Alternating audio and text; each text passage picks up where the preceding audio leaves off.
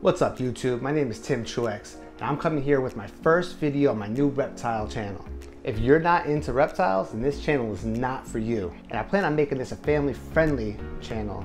So if you have little kids around, they don't have to leave the room or you don't have to turn it down or put headphones on. My family and I were on a new chapter in our lives, and we decided that in this chapter, we're gonna focus heavily on reptiles.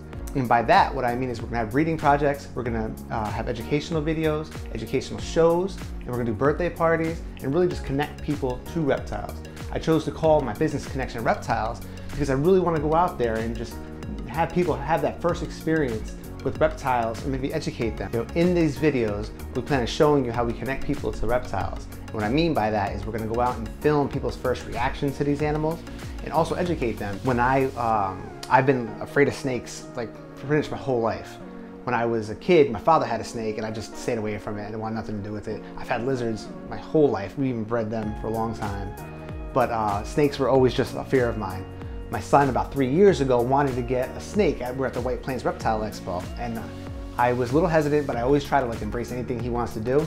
So we get the snake, we bring it home, and I'm terrified of it. I was fascinated by it. I loved watching it eat, never missed a meal, and I would just watch its behavior. And I could read the snake from just having lizards for so many years, but for some reason I just had this fear and I just couldn't get over it.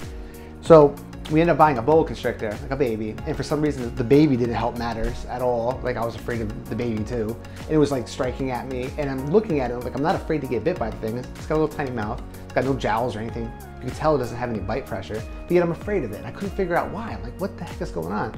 So I just manned up, I took the ball python, I necked them, and I just spent an hour with them, and it just completely broke the fear. And once the fear was broken, all that was left was fascination.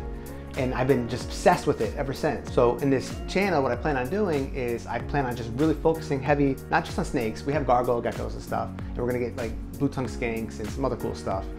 But I plan on focusing on just breeding these animals and learning with you, and hopefully you guys can teach me at the same time. Obviously I'm gonna have a learning curve, and it's gonna be interesting to see how much I screw up, and then in 10 years from now, it'd be nice to look back and just see how much we've evolved.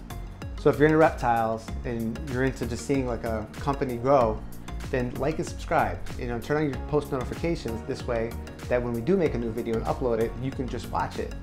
Leave me comments and tell me some suggestions on what do you think we should do in content that you would like to see.